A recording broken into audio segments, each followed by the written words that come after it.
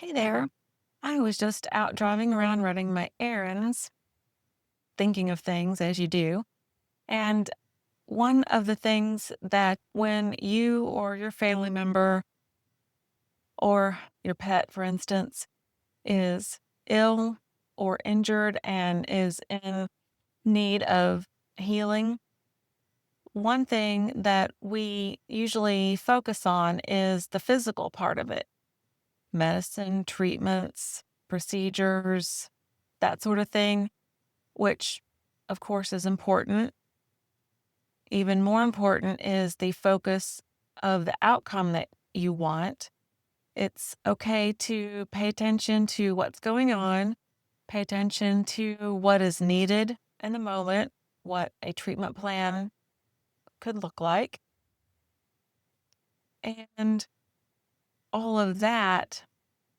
But then once your treatment plan is considered and all the options have been weighed and you're good to go, it's good to move your attention and your focus toward the future, toward what it's going to be like when the injury or the illness or condition, whatever it is taken care of. That's where you want your energy to be. And the reason that that is so important is because it makes you feel better, depending on how much you can let that in the moment. It can be hard because if something is in your face and screaming loudly, has you worried, then of course it's natural to just focus on that and that can kind of consume you, but it's not helpful to stay there because wherever our auric frequency is what we're going to draw in more of. So that's where the real work is.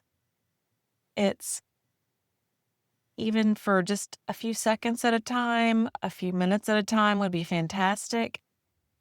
Just kind of settle in, take some breaths, connect to the space that you're in, and let your mind wander to, oh, well, it'll be so nice when this is done and I've got the use of this ability back, or it'll be so great when my child is out of bed and up and playing and having fun, and just play with those thoughts. And the more you can visualize that, and the more completely for just a few seconds you can be there, you'll feel a sense of relief, kind of just, I call it the whoosh. It'll whoosh through your body, and it's a pain reliever just doing that.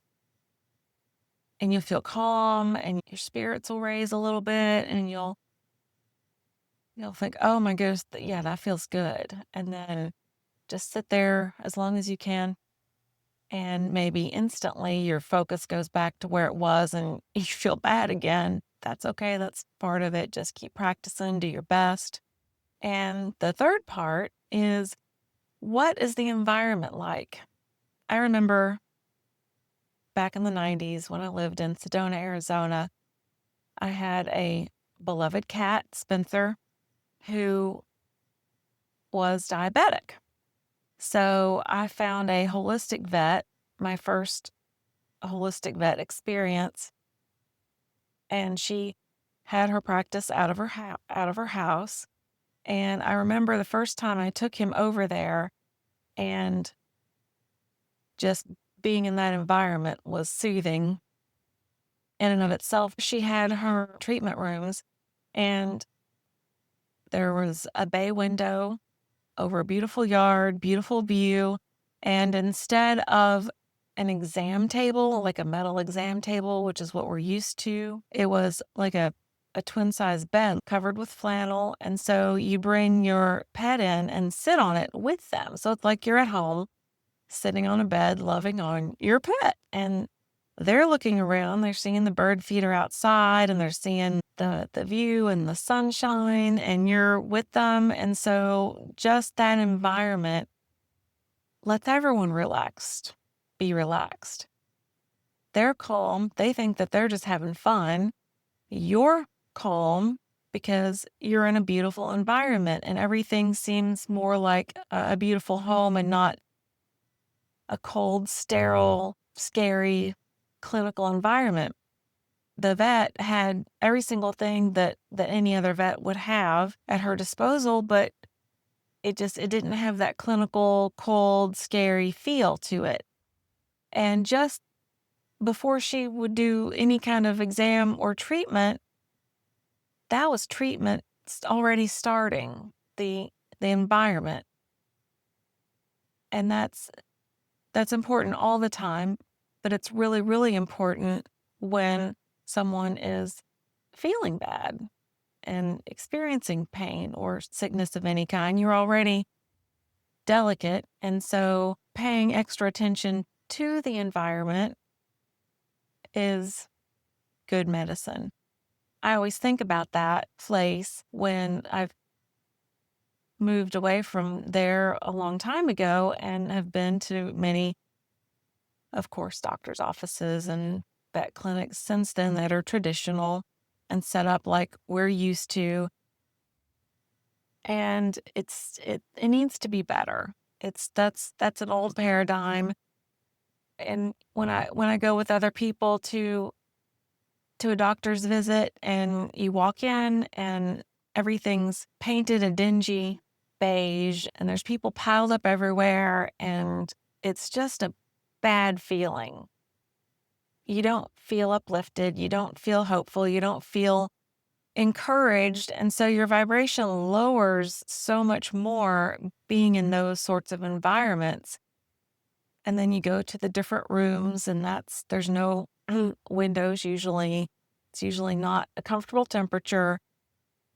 It's you know what it looks like. You know what most doctors' offices, exam rooms, all of that look like. And sometimes you just can't escape that sort of thing, but just kind of consider it and put some attention on it. And if you have providers in your area that offer an alternative with their environments, because some do, I would praise them and reward them with your patronage if everything else is a match for your care.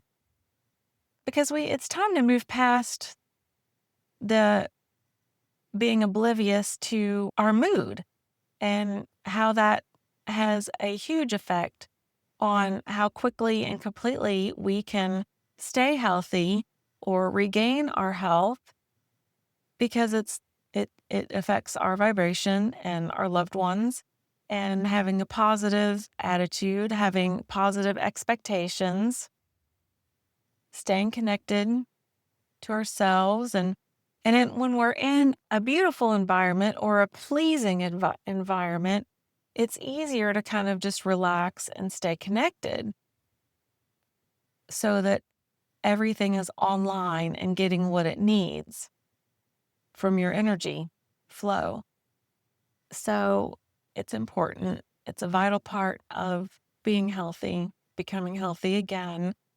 And it's something to take into account and maybe bring up to some of your providers that, it would be nice to have some pretty artwork at least to look at, or nice music in the background, or a tabletop water fountain in the waiting room, just something to uplift, something to give you to focus on, to stay connected.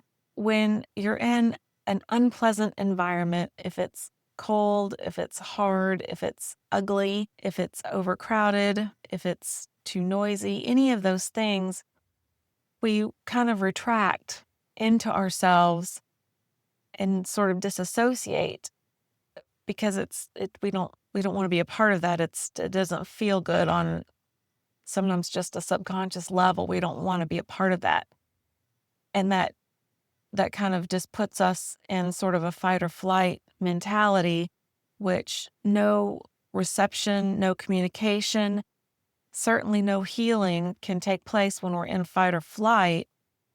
So it's just, it kind of prolongs the process of getting over the hump and and being open to what's going to work the best and all of that. I'm thinking back of when I was little and my pediatrician's office, they had the big aquarium in the wall for the kids to watch the fish. But it's kind of that idea, just something pleasant and new to look at, something to keep your focus in kind of a nice zen sort of way. I think we need to bring back some things like that that are not screens, not technology, but yeah, just something that kind of puts us in our rest and restore, rest and digest mentality, just to kind of jumpstart the healing process for ourselves and our loved ones. So, yeah, that was on my mind. Just wanted to share that. Thanks. See you next time.